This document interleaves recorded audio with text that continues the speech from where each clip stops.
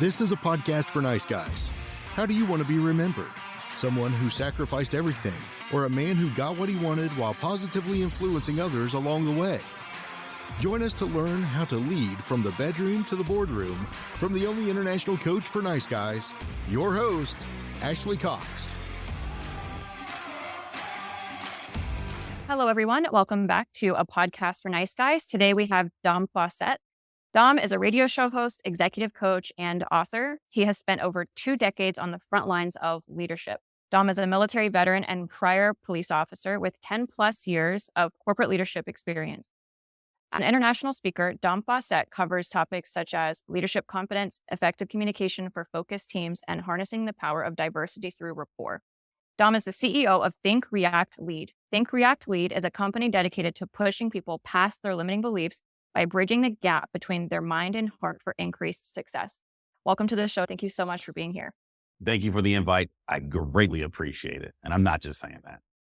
I'm so excited. This is going to be epic. Okay. Let's do it.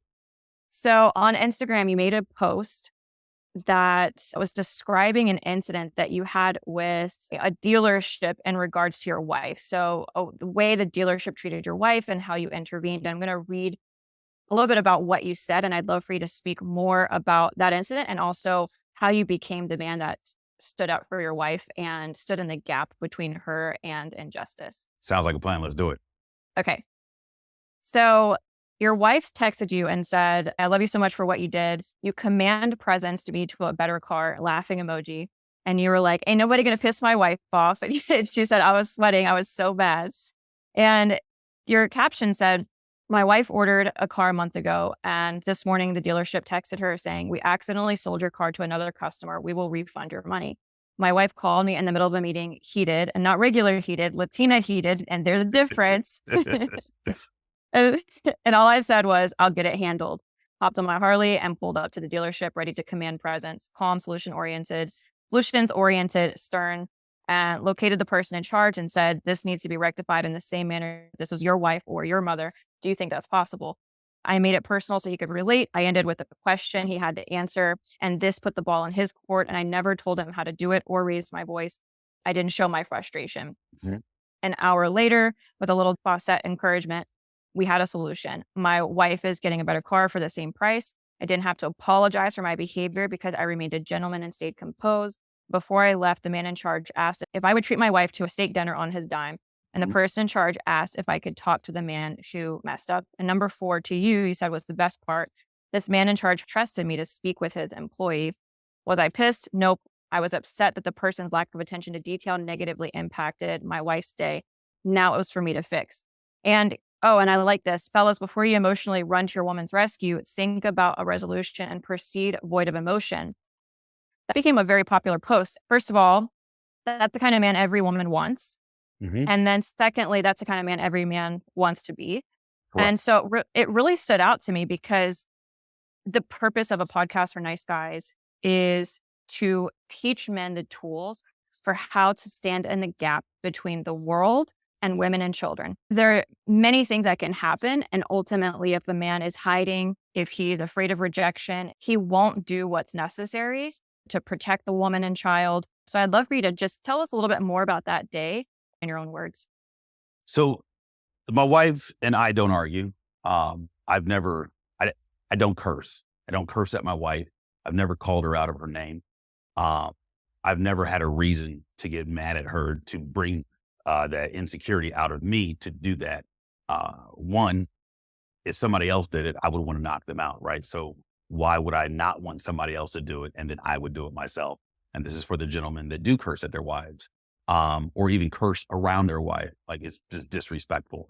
I learned years ago to be comfortable with my violence. I struggled for a long time when I got out of the military and out of law enforcement, trying to prove to people that I was nice. And then one guy, he's a Marine Raider, MARSOC, and I met him at a conference and he's like, dude, just be comfortable with your violence. And I had never heard it that way from a man who was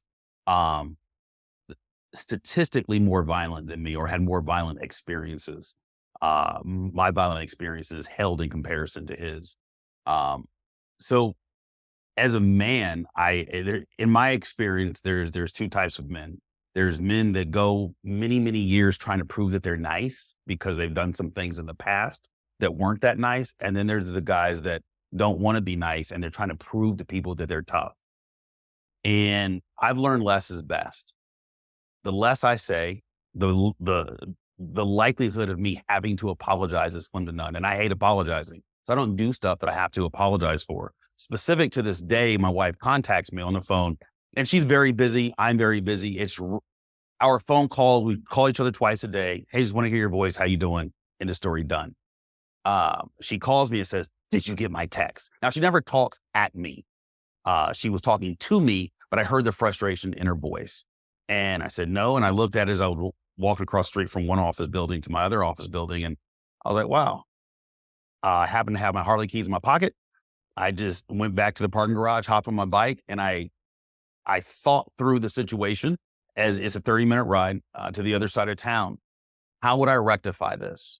And I knew what the optics looked like. I'm wearing cowboy boots. I got jeans. I got a flannel on, and I pull up to the front of the dealership with a Harley. There's not really more that I have to say, like, once that happens. There's just a look, right? And I'm not a big guy, but I come across large. And when I walked in, I just asked the individual, where is, and I inserted name, and he knew I wasn't there to like do anything fluffy. He said, let me get him for you. Like, I don't want to deal with you. You look pissed off. And the moment the guy walked up to me, I didn't exchange pleasantries. All I said was, this needs to be rectified. And his response was, I don't think there's anything that we can do. So I closed the gap between the two of us. I put my left hand on his right shoulder and I looked him in his eyes and I quietly said, I need you to take care of this the way that you would take care of this if this was your wife or your mother. Is that doable? And he said, yes. Long story short, he took care of the situation. A lot of men, and you mentioned something during kind of the intro, you said this isn't about you. You didn't make this about you. I didn't make it about me. I made it about a situation. I promised my wife I would get it handled. Emotions don't get anything handled. I needed a to B, B to C. I needed a process. Process was effective communication, right? Engaging command presence. I didn't have to say a lot. I didn't have to yell. I didn't even curse. And men don't like being told what to do. So I didn't tell him what to do. I asked him if it was something that was possible. And I don't ask a lot of open-ended questions. This was a yes or a no. He's in customer service. He doesn't want to say no. So he's forced to say yes. And long story short, we did get it done. And at the end of the day, I knew that I still have a brand. This might be a dealership that I get paid to speak to. And I have a very large social media presence. So it doesn't take much to look me up. And I talk to him the way that I would talk to him if we were on stage. Like if I was on stage and with 1,000 people watching, what kind of conversation would I have? And would that match who Dom Faussette is today? Would that match my brand? And like I said, it all worked out. How did your wife respond? A lot of sex. I'm just kidding. No, I'm not. But she was, I was her knight in shining armor. She responded with, when she walked into the dealership, I had already set the stage on what was happening, how we were going to be treated as a couple.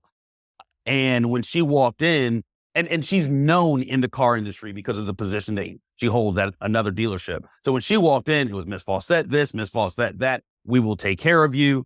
And all she had to do was say thank you. And then she looked at me. She gave me kind of like the batty eyes, like, oh, this is my man. He did all the things. Hercules.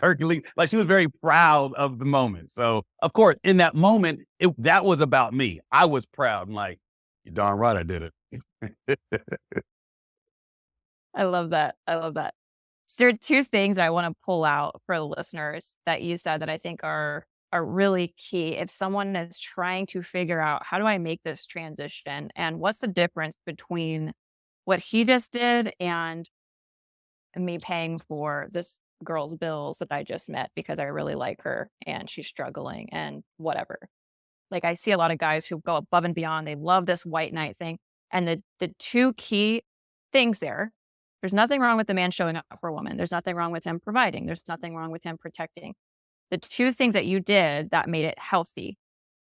One, actually three. One is that you did make it about you, right? So this wasn't about you proving something to everybody in the situation. This wasn't about you trying to win her love, trying to make these guys respect you and do what you say. And you're gonna listen to me and you're gonna care about what you did to my wife and like to make them X, Y, and Z. You stayed in a position of power and control and gave them a choice, which was huge. That there are men, ironically you brought this up. There are men that like to be the Captain Save 'em. We like to say Captain Save a Hoe. It's okay. Well, that is probably where that stemmed from. Matter of fact, that's 100% where that stemmed from. But they need or they long for a woman to dote over them. Well, that gets rectified when you dote on yourself. In conjunction with a couple things I did before I got married. I made a list of everything I wanted in a woman. I didn't have a bench of women. Guys, you know what I'm talking about. I knew what I wanted. So the moment I met a woman who I may have been physically attracted to, if out of the 7 things she had 4, I'm out. I'm not interested. As my dad says, pretty only lasts so long. And another thing I did was I did not have sex with my wife until we got married. That showed integrity. And out from my wife's perspective to me, she didn't like it, but she respected it. And I don't care about love, but respect and integrity. Oh yeah, those are 2 huge things for me. So she respected that. And then when I was dating her, some guys do this thing where they date for 3 years, then propose. And that gives a guy 5 years. If I propose, my time starts all over. So now you're in this relationship for 7 years and the woman doesn't know where she's going. A woman never wants to not know. So within the first 90 days, I proposed to her. And then a year later, we got married. I've never had an issue making decisions. I've also never had an issue with falling in love because I start with loving Dom Faussette. I don't need you to come on vacation with me, but it'd be nice if you did. Right. And I engaged I advised what my standards were within the first week. This way, if you don't like me, I need you not to like me within the first 4 or 5 days, not 3 months later when you feel like you're stuck. And the last thing I did within the first 2 weeks was I have a dark past. I shared everything with her. And at the end of the conversation, she said, "Oh, that's it? I thought it would be worse than that." But she also has a crazy past. So we just work together. So being very upfront, being intentional, being direct, and not being afraid, you mentioned this earlier, of being rejected. If you don't like me because of who I am, I might need to change that, but I'm not changing it for you. So which means I'm not going to change it now. Love that. Something else you said, or something else that I noticed was that you didn't get uncomfortable with her being upset. It wasn't like, oh my gosh, my wife is mad and now I'm scared. It wasn't like you were trying to make her feel better because you were uncomfortable. So can you speak to how her emotions, you mentioned how she had a Latina reaction, like how her emotions played into your response and why it's different, what you did and how you responded is different than maybe a man who is trying to placate a woman to get her to calm down because it makes him uncomfortable that she's upset with him. It's ironic, not ironic, the fact that you thought about that. I hadn't thought about that. If my wife gets upset, that's a her problem. If a woman gets, like you get upset, that's a you problem. That has nothing to do with me because I know I didn't do anything. And if I ever do anything, I address it then. I don't do it and then, oh, she didn't notice, or like I wasn't intimidated by my wife. I'm not intimidated by any woman, any man. She's just a human. She has emotions. And sometimes our emotions might get the best of us, or our emotions cause us to react a certain way. And there's nothing wrong with that. So when she calls me and, did you get my text? I didn't do anything. I'm a man of honor, so I don't have a reason to be upset. Like, no, I didn't. And I'm not going to match her upsetness. And I'm not going to take offense to the way that she's talking to me. She's not talking at me. She's talking at a situation. And I just happen to be the person that she would lean on specific to that situation, which in that case means I don't need to 100% rectify it. I did, but I don't need to. We could have worked together, but she works an hour away from the dealership. So I'll get it handled. Again, less is best. I don't need to explain. Men need to understand that they don't always need to ask questions. Oh, babe, I'm sorry you're going through this. I ain't sorry. I ain't do it. What do you think we should do? What are you going to do? Nah, bro, she called you because she wants you to do something about it. So you do something about it. And if she wants you to confront a man who's drunk and just all over the place and just not wrapped too tight and you're at the bar, you walk away from that. That is not the time to Captain Save him. That is the time to be intelligent in your response and walk away. Because I've seen guys punch the guy, knock a guy out, he hits his head on the ground and he's dead. Now you're doing 5 to 10 for manslaughter, right? Or assault. But use your words. A lot of men don't know how to use their words. I don't have to curse. Just slow down my talk. Use the little bass that I have. Ask questions that are close-ended and be polite. And it sounds like you used your body language as well and your mindset. They felt you when you walked into the room. Yes. If I was wearing shorts, I would have gone home and changed. But because I wasn't wearing shorts and Vans and a tank top, I was wearing jeans, my gator boots, and my belt to match, and a tucked in shirt with a flannel over top of it. I knew there was a certain look. If I was riding another one of my sport bikes, I would have gone home and picked up my truck or picked up my Harley. But in this instance, I happened to ride my Harley into work.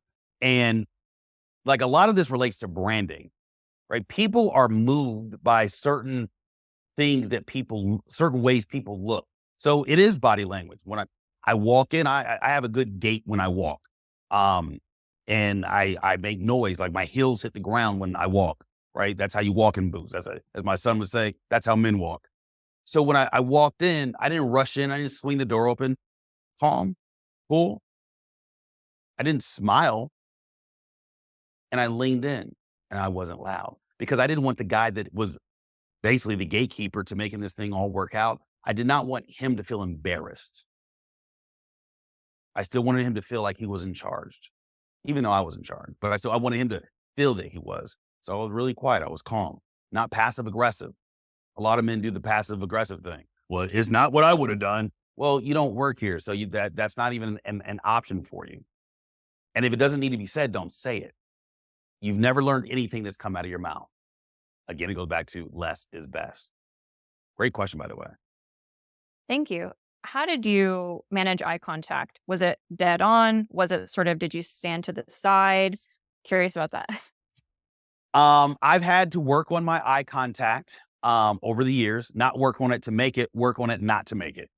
I'm a very intent listener, and my wife would always like poke me to the sides, and she might touch my shoulder, which that means you're too intense. Like I listen and I lean forward, and I'm taking information in. So I'm glad you brought that question up. I didn't stand directly in front. I don't stand like this anyway. I usually stand off to the side, and I stood to his side, kind of canted my body. This just comes from fighting stances and being a cop, reactionary gaps, all that jazz. But I knew I was probably going to touch his shoulder, and I didn't want to walk to him like, the guy from Terminator, the cop from Terminator. I wanted to just kind of take one step forward or two, it was more of the way I would talk to somebody if we were at a bar, right? We might be face to face, but I'm leaning on the counter and okay, fellas, when you're talking to somebody, you don't put your hands in your pocket and you don't stand like this. This says you have something to prove, which we all know you can't prove it. And then hands in your pocket is just, what if feces hit the oscillating rotor and you got to move real fast? Hands in the pocket's not a good place to be. This show's uncomfortable. So you just stand with your hands above your waist. And I'm very comfortable standing like this. It's natural for me. If it's not natural for you guys, just try it. Practice it until it is. So as he walked out, I saw his eyes look. And as far as eye contact goes, I maintained eye contact in this conversation because I needed him to understand how serious I was. But I also, in the middle of the conversation, I smiled. I said, thank you. Sir, I really appreciate however you're going to rectify this. I appreciate that. Thank you. And when I use my hands, it's I appreciate that. Whatever that is, this is the gift area. You're going to put something here, but that's up to you. Again, I'm glad you brought that. Like, these are solid questions. These are things, guys, we don't typically think about during a podcast. Bro, why didn't you knock them out? One, I'm not going to catch a case for a car, but the eye contact stayed the entire time, but it was more bright than frowned, if you will. Something that people may not be able to pick up on if they're just listening via audio is that when you said, don't do this, what you were doing is you crossed your arms. So don't cross your arms or put your hands in your pocket. And then when you also, this is going to be on YouTube. So if when anyone wants to actually go physically see or visually see what you were doing. And in NLP, they talk about how 55% of communication is actually body language and only 7% is the actual words, which is why I'm asking you to break it down for people. How are you thinking about yourself in the situation? And that's going to come across in how you carry yourself. I love what you said about pivoting. I'm curious how you became the man that in a moment's notice, you changed what you were doing, you pivoted, you got on your Harley and you showed up with that sort of that energy, that mindset, and you were just ready to manage the situation and sway it in your favor without insulting anyone. So what was that journey like for you? I'll speak dude language. When a guy walks in a room, and there's other guys in the room, we size all the guys up. Could I beat him up? Yes. Could I beat him up? Yes. Could I beat him up? Maybe. It'd be a longer fight. Could I beat him? Ooh, maybe not. I don't know. Right? These are things, I can't speak for all guys, but I know the guys that I know, this is what we do when we walk in a room. The journey to this was, I grew up in a rough environment as a kid. I'm a firstborn. The rule in the household established by my mom was, if anybody disrespects your siblings, if you don't knock them out, I'm gonna knock you out. Right. So I'd rather fight somebody in the street and risk me getting knocked out. Because if I go home, I can't swing back on my mom no matter what she does to me. So that was established at a very early age, to be a protector. And most firstborns are protectors. Then I ended up in the military. All right. That kind of matches the protector. And you learn some things, how to walk. I was already confident up to this point. I just had a natural stutter. And then I became a cop. There's something that happens when intel tells you there's 2 people in the house and you'll serve a warrant, but you kick in the door and there's 4 people in the house. As they say now, the math ain't mathin'. But you don't have the luxury, life's it's not a video game. You don't have the luxury of pressing pause. You don't have the luxury of saying, all right, everybody, my apologies. I was expecting 2 members, but there's 4. I'll be right back with more people. No, you in a millisecond, size up who's who, knock out who you need to knock out. And then you typically want to show, like animals do in the wild, yourself larger. Birds do this very well. Larger than you actually are. And without getting into details, I've done that so many times, never got killed. Obviously I'm here. So I realized in the corporate space, as long as you show up like you got a pair, the world will typically leave you alone. And again, I'm not a big dude. I weigh 220 and I'm 5, as I was telling you earlier, 5'10 3/4. Outside of cowboy boots. Put me in some cowboy boots like I'm wearing now, about 6 feet tall. So I'm not big, but I'm quiet. So the journey to becoming an individual who engages command presence, I have Think, React, Lead. If you can't see, if you're only listening to this, Think, React, Lead is the name of my company, but on the wall behind me is Think, React, Lead. And that's Think as an executive, react like a soldier, and lead in every single thing that you do. I'm not naturally an emotional person, so it's rare that I respond or react emotionally. And the reason I'm not, I wasn't naturally an emotional person because I didn't like engaging my emotions because I don't like, even to this day, my feelings getting hurt. Right. So as I've engaged having the PTSD and going through therapy and doing the EMDR and the IPT, which is interpersonal therapy, and like I'm all about therapy now. I'm able to sleep 6 to 8 hours a night, so I have a healthier stance on my emotional state of mind, my mental health. But there's a thing that happens when a man goes into a situation where emotions can be heightened. Be the one that removes the emotions out of the room, right? How do we remove emotions out of the room? There's no need to curse. There's no need to raise your voice. There's no need to point your fingers. There's no need to make threats. Most men make threats they can't cash out on. So don't make threats. I'm not going to tell somebody, if this doesn't happen, I'm going to knock you out. No, I'm just going to do it. There's no point in me forecasting or broadcasting what I'm going to do in the next 5 minutes. No, when that 5-minute time frame is up, I'll just do it. I don't need to tell you what I'm going to do. That ruins the element of surprise. And then look at who are the people that we like respect on any of the movies, right? You got Jason Statham, pretty calm. The Rock, pretty calm. James Bond, pretty calm. And I'm not talking like Marvel comics. I don't watch that stuff and I don't play video games, but I'm talking like men that you say, you know what? If I just worked out a little bit, I could be like that. If I walked into a room and and I have the ability to fight, I've done Krav Maga, I've done jujitsu, did kickboxing for years.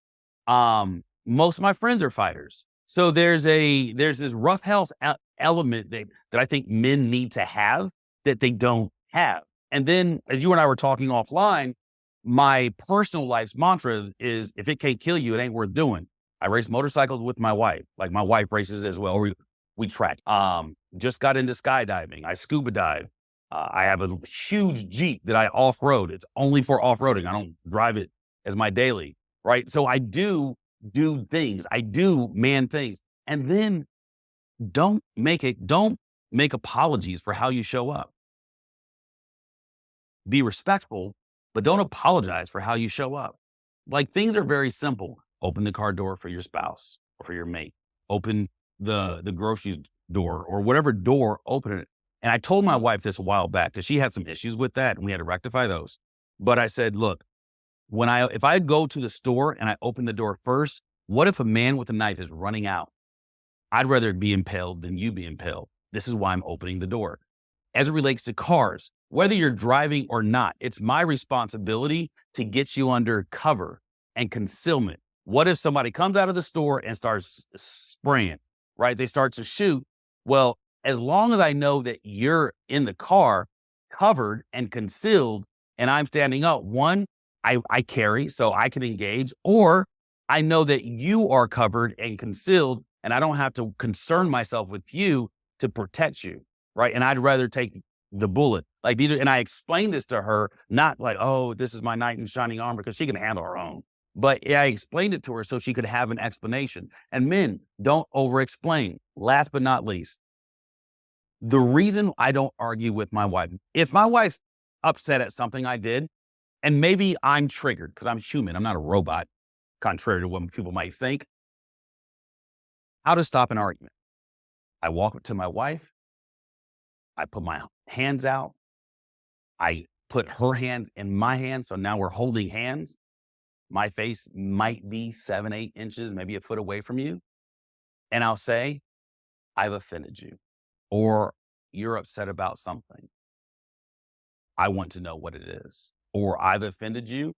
And guys, sometimes we've offended our spouse and we don't know what we did, because oftentimes we ain't that bright. We like things that go fast. We like things that go boom. And other than that, some things are just confusing. So you just say, hey, I'm a dude. I got one gig and it's filled. So I really need your help telling me what I did. And let her talk, but hold her hand. You cannot argue with your woman if you're holding her hand, not squeezing, holding. I love that. I love that.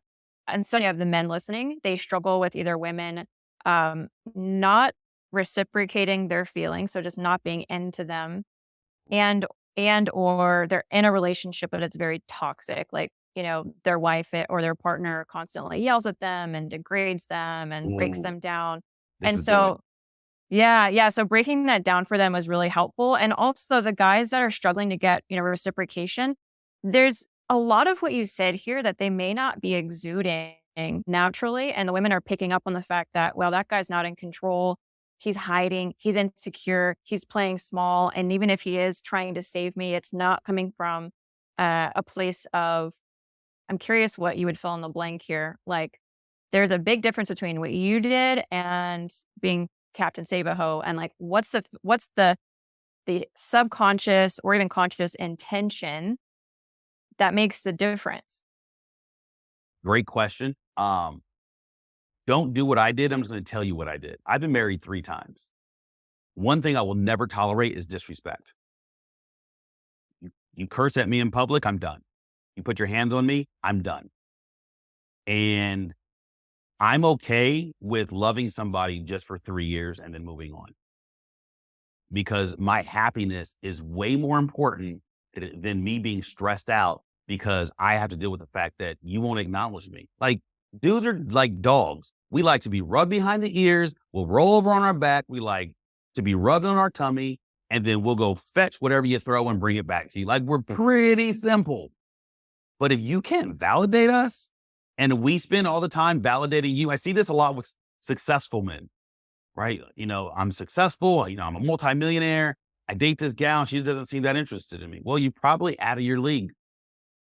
You are probably out of your league. The first date that I had, the first time my wife and I sat down to eat together, when we were not even friends, we were coworkers. We sat down, had seafood. I went to the restroom, came back. She paid the bill. When I was dating prior to that moment, if I took you out on a date and come after the second date, like, I'll pay date 1, I'll pay date 2. If come date 3, you don't pay, I'm out. But one thing men don't do, they don't do this. Hey, these are the things that hurt my feelings. If you yell at me, my feelings will get hurt. Just talk to me. If you curse at me, my feelings will get hurt. I'm done talking to you. It should be obvious, but don't put your hands on me. When we're in public, if you have an ought with me, don't talk at me with your hands, because everybody around knows what that is. Hold it. If you can't do that, like, we can't be together. No woman is so fine. No, there's no build of any woman where I'm like, I'm gonna put up with all of this smoke. No. But this comes only when you are comfortable in your violence. You're comfortable in your silence. Like, I've taken vacations by myself. I've gone to the movies by myself. I've gone to dinner by myself. But men, if you are starting to date a woman and you lack the ability to make her feel like she's the only one in the world, then you're going to get all the smoke. Like, you're going to get all the heat. You're going to get all the drama. At the end of the day, I don't care how tough a woman is, how crazy she might be. If you make her feel special first, she'll make you feel special next. But she has to know that she's the only one. How does she know? You tell her. Simple. You're the only one. How does she know she's the only one? You don't turn your phone upside down when you're on a date. You leave it up, or you just leave it out. You just leave it in your pocket, right? You explain to her. Some women need explanations. Hey, where are you going? I'm going to the grocery store and I'm going into my buddy's house. Introduce her to your friends. My wife's so cool that I have a lot of riding buddies, that my friends, hey, Dom, is Sophia coming? But I also treat her like a queen. I don't do things for my boys that I'm not going to do for my wife. They all know my wife comes first. And stop trying to get your wife to do every hobby that you have. It just so happens my wife and I race motorcycles, but she doesn't do the off-roading stuff that I do. She doesn't scuba dive. She's never skydived. Like, these are not things that she does. But build trust first. Women want security, and not financial security. They want security in a man. They want to feel protected. And I'm not a woman. Ashley, am I wrong? Am I off on some things? Well, I know a lot of extremely successful men, 7, 8, 9-figure entrepreneurs who, their wife still cheats on them. Their wife still yells at them for not taking the trash out. So clearly money doesn't solve the problem. No, it does not. If fellas, the moment your woman yells at you, don't make threats. Just say, when you yell at me, it's disrespectful. And if it hurts your feelings, tell her it hurts my feelings. Don't say, don't ever yell at me again, because she's not a child. What can we do together so that your response to me changes? Put the ball back in her court. Go to marriage counseling. My wife and I go to marriage counseling. Not that we need it, but the last 2 times I was married, I went to marriage counseling at the end. It was already over. So now I'd rather go to marriage counseling in the beginning, and our marriage counselor loves us.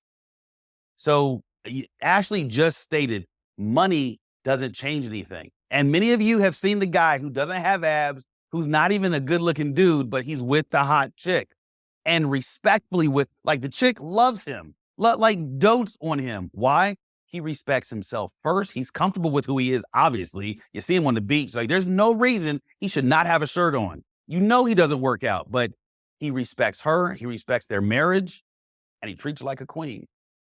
But I would not err on the side of not working out. Women do like a man who works out, because that's how do you know you can protect your wife if you don't pick up heavy things and put down heavy things? Totally. One thing I want to highlight before we close here that is just so important, the big difference between what some of the listeners may do for women, because I can hear them saying, well, I do all those things. I work out, I protect, I open the car doors for her. I do this, I do that, right? And they don't understand why they're not getting the response or reaction that you're describing. And that's because, like I said, intention matters. And what I really love about what you said is, I'm comfortable with my violence. I'm comfortable with my silence. And when you're in that space, you're not needy. You're not doing it because you need validation. You're not doing it because you need to get a response from her so you feel good. You're not doing it because you're insecure. You're not doing it because you're trying to prove something. There's something very different. It lands differently when it's coming from overflow, because your cup is already full, versus not filling up your own cup and trying to get her to fill your cup up by doing all these things for her.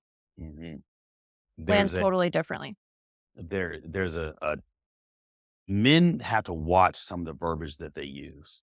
I've never heard a woman say, my husband won't let me get a motorcycle, but I've heard countless number of men, oh, my wife won't let me get a motorcycle. My wife won't let. There's nothing your wife can let you do. So instead of saying, my wife won't let me, you say, motorcycle is just not something I want at this time in my life. But if you do want one, then go get one. If your wife's going to leave you because you got a motorcycle, she needs to leave. You can kick rocks, because your joy and happiness is better than that. I've met probably 7 or 8 women whose uncles, brothers, dad died in a motorcycle accident. They take that and, well, I don't want my boyfriend, my husband can't get a motorcycle accident because Uncle Larry died. He ain't Uncle Larry. And if he dies, he's going to die doing what he loves. If there's anything in your life, and outside of drugs and extramarital activities, anything normal in your life that you are saying right now, my wife won't let me do, get it out of your conversation and go do it. My wife won't let me go on this boys trip. Go. The house is still going to be there when you get back. And your wife's got to make a decision. Should I stay or should I go? And if she's going to leave because you bought a motorcycle, now, if it's not financial, if it's not good for the collective as it relates to your financial goals, I get it. But if you want the motorcycle, go get it. If you want the airplane, go get it. If you want the RV, go get it. There's nothing in your life that your wife can say, my husband, or I won't let him. And the other thing is, women, some of you have kids. Some of you have all boys. I hear this often. You have 2 children, 2 boy kids. And then what you do is you lump your husband into that group. Oh, my 3 boys. Fellas, if your wife does that, or the lady you're with does that, nip that in the bud, because you're not a boy. You're not her boy. She has 2 kids, maybe by you, maybe not, that are boys. Those are boys. You're a man. Don't let her lump you into that conversation. That is not how that works. And be okay with stating what you're not going to do. I don't fold clothes in my house. I hated it because as a firstborn is what I always did. But I stated that in the beginning of my relationship. I cook because I enjoy cooking. I don't do dishes, right? There's certain things I don't do. In our household, we call them woman duties and man duties. If it's outside, it's man duties. If it's inside, we either hire somebody to do it or my wife does it. But I established this what I call 80s style of being a man and 80s style of being a woman in the very beginning. And my wife's a very strong woman, but she also knows how to take off those leadership hats when she comes into the household. I don't make her do it, but I've encouraged it because I respect myself too much as a man to have less placed on my life. Your self-respect creates automatic boundaries. Mm-hmm. She can feel that. I've heard you say several actionable items, when it comes to how does someone get comfortable with their violence and their silence. You said, take yourself out on dates, go do that thing, go skydive, go get on the motorcycle, what have you. Is there anything you would add to a man, especially towards being comfortable with your violence, an actionable item that someone can do or take to get more comfortable with his violence, especially in 2023 when it's so taboo? I think every man has violence in them. It may not have come out of you because you worked at a desk all of your life. You go to college, you didn't really play sports, but go buy the gun. Go do something that men do. Go hunt, right? Or maybe you don't like guns. Totally fine. Owning a gun doesn't make you a man. Go for a run when it's hot. It's 102 degrees today. Typically, at the end of the day, I'll go for a run. If it's cold, go for a run. Stop doing all of the things that you see guys do on social media. I know I just cold plunge. Okay, and what's next? You still act foo-foo, right? Be okay with being the man that you're meant to be. Don't be the man that I am. Don't be the man that that maybe Ashley is attracted to. Don't be the man that. Don't try to emulate somebody you see on television. Bro, if you're playing video games, stop. No woman respects a man that plays video games. Your wife or your woman might say it's okay, but no woman says, I want a man that plays video games. I've never seen that in dating profiles. I've never seen that in conversations I've had. Put the video games aside. The other thing is, if you say you're going to do something, do it. And when I say that, there's a lot of guys, I'm an entrepreneur. I'm going to start this business. And then 3 months later is down. I'm going to start this other business. 3 months later is down. 2 months later, it's down. Every time you do that, you're letting your spouse or the woman that you're with know that you don't complete nothing. I think the video games are sort of they're trying to get comfortable with their violence through that. It's an outlet for the violence. It's an outlet for the dopamine. And what I hear you saying is like, no, actually go out and get it. Like go do the things instead of like you're tricking your brain to think that you're doing the things. You're getting the hit. Boom. It's a shortcut. Nailed it. You like shooting people in video games? Go get a deer tag. Go get an elk tag. Go get a bow and arrow. Go hunt or go to the firing range. Good. I like the perspective that you bring to this conversation because you're bringing up things that I, as a dude, like I'm not going to think about. So one, thank you very much. And you're a great interviewer, by the way. Thank you. Thank you. You're a great speaker. Obviously, that's what you do. Speaking of, where can people find you? If someone wanted to hire you, what would they hire you for? Like, what do you want to say to anyone listening as far as how they can interact with you in the future? All right. Again, my name is Dom Faussette. You can find me on Instagram at Dom Faussette. You shoot me a text, 602-481-0650. Specific to coaching, I've toned that down a lot because I have a business and I have 27 employees and I'm doing well for myself. And but the people that I coach is typically leadership confidence, command presence, to engage command presence. I usually like all the branding stuff. Now for what? That's pennies on the dollar for what I do now. But if you want to be a better man, yeah, I can coach you there. All of my clients that I've got thus far, they all do crazy stuff. One of my guys is like a base jumper. The other guy is like a free diver. And it's like, it's a percentage of the things that I do, except they just do it way, way better. But if you just want to have a conversation, just reach out to me in my DM on Instagram and I reply to everything. But you mentioned violence as we wrap up. If you're saying to yourself, but I'm not really that violent, it's fine. Everybody's not put on this earth to be a warrior. But if you're a man, you're put on this earth to be a man. And you just have to get dialed in what that looks like for you and your comfortability in life. Love that. It's not a problem to be a threat. You want to be a threat. The question is, who are you a threat to and why are you a threat? So you want to be a good kind of threat. You want to be a threat to the bad guys. Right. I like how you voiced that. Thank you. And thank you. Thank you for being here. What was the phone number one more time? Because it broke up just a little bit and I want to make sure everybody catches it. Let's use my radio voice. That's 602-481-0650. That's 602-481-0650. Don't call me, text me. Thanks, Dom. Of course. Thanks for listening to this episode of a podcast for nice guys. For more nice guy tips, follow Ashley at Nice Guy Reform School on Instagram, Facebook, and TikTok. See you next time on a podcast for nice guys.